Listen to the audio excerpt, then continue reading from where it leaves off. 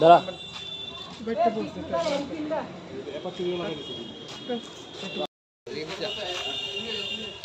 আর এরকম সময় মনে করে নিউজ দেওয়া না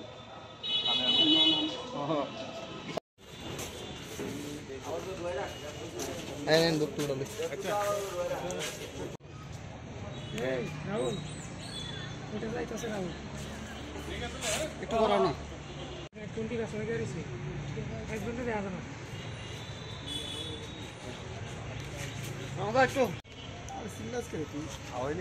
তুই এমন করলে তোমরা করতে দিস না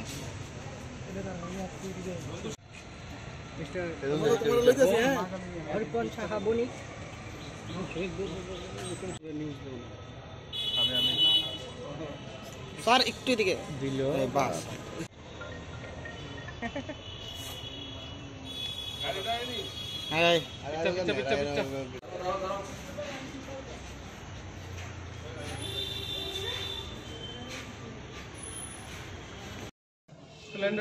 দাঁড়া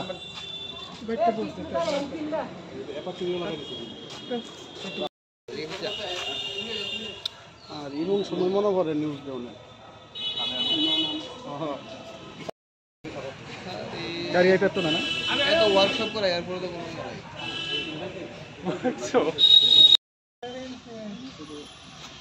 কোনো এটা পরিবেশ বাঙ্গা এটা বাংলা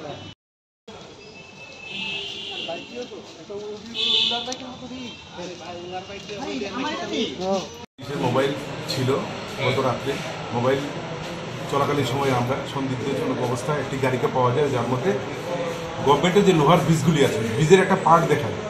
তো অ্যাকর্ডিংলি গাড়িটাকে ওখানে আটক করা হয়। আটক করার পর সেখান থেকে তাকে জিজ্ঞাসাবাদ করা হয়, কিছুই বলতে পারে। তো বোঝা গেছে যে সেটা কোথাও থেকে চুরি করে এনেছে। তো অ্যাকর্ডিংলি জিজ্ঞাসাবাদ ওদেরকে থানায় নিয়ে আসা, জিজ্ঞাসাবাদ করার পর ওদের কাছ থেকে অন্যান্য চুরির ঘটনাও জানার চেষ্টা করা হয়।